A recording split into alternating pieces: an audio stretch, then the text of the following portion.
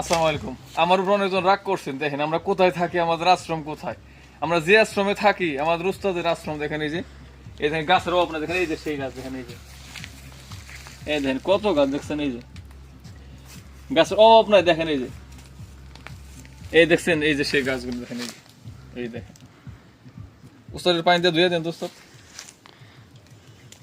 এই দেখেন ইরামা কাজ সুইঙ্গামের মধ্যে এই যে দেহ যত্ন করতে হইব।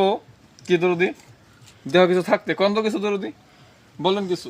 দেহ থাকতে বলতে কি, যারা দেহ থাকতে দেহকে রক্ষা না করে তাদের দেহ যত গাছ খাক আর লতা পাতায় খাক, দেহ আর সঠিক আসবে না।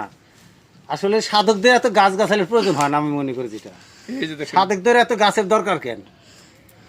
দেখেন। যারা মনে করে গাছ সারা জীবন ভরে জীবনকে ক্ষয় করে ফেলাই দিয়ে